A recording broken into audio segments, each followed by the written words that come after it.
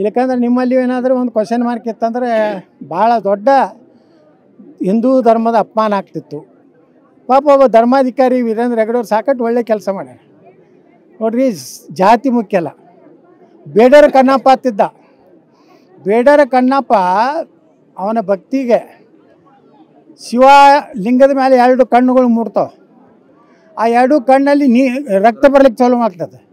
ಅವಾಗ ಬೇಡರ ಕಣ್ಣಪ್ಪ ಲಿಂಗದ ಮ್ಯಾಗಿನ ಕಾಲಿಟ್ಟು ತನ್ನ 2 ಕಣ್ಣು ತೆಗೆದು ಅದಕ್ಕೆ ಕೂಡಿಸ್ತಾನೆ. ಅಂದರೆ ಜಾತಿ ದೇವ್ರಿಗೆ ಇಲ್ಲೇ ಇಲ್ಲ. ಅವು ಯಾವುದೇ ಜಾತಿ ಇರಲಿ ಅದನ್ನು ಒಳ್ಳೆ ಕೆಲಸ ಮಾಡೋದಂದ್ರೆ ನಮ್ಮ ಸಮಾಜ ಒಪ್ಕೋತ ಬಂದಿದೆ.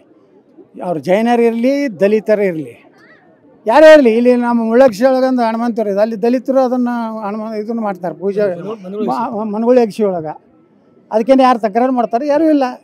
ಅವ್ರ ಭಕ್ತಿ ಅದು. ಅದಕ್ಕೆ ನಮ್ಮ ಹಿಂದೂ ದೇವಸ್ಥಾನಗಳಲ್ಲಿ ಯಾವುದೇ ಜಾತಿ ಇಲ್ಲ.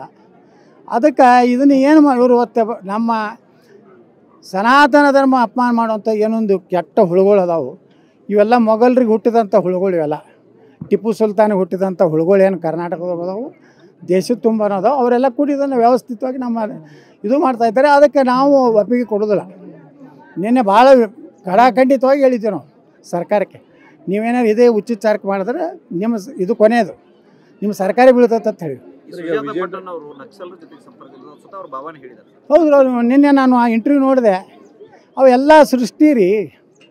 ಈಗೇನು ಹೇಳಿದ್ರೆ ಇಟ್ಟು 13 ಕಡೆ ಇಲ್ಲಿ ಹೋಗಿದ್ದೀನಿ ಹೇಳಿದ್ದಲ್ಲ, ಒಂದು ಕಡೆ ಒಂದು ಎಲುವು ಸಿಗ್ಬೇಕಲ್ರಿ.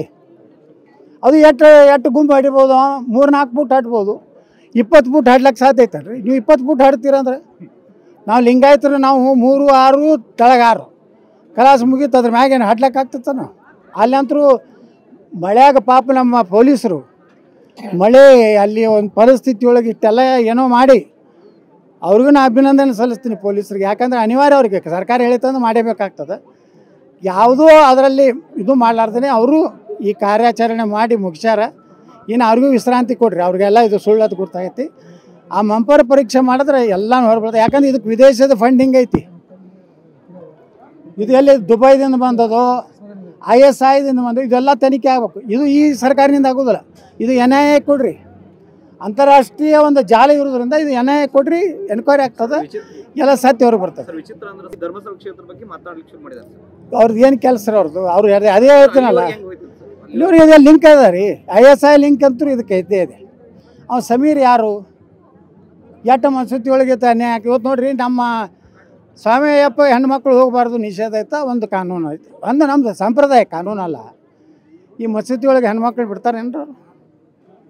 ಇವ್ರು ತಾಕತ್ತಿದ್ರೆ ಹೋಗತ್ತೆ ಹೇಳ್ರಿ ಅವ್ರ ಮಸೂತಿಗಳಿಗೆ. ಜುಮಾ ಮಸೀದಿ ಜಾಮಿಯಾ ಮಸೀದಿ ಹೆಣ್ಮಕ್ಳು ಹೋಗತ್ತೆ ಹೇಳ್ರಿ.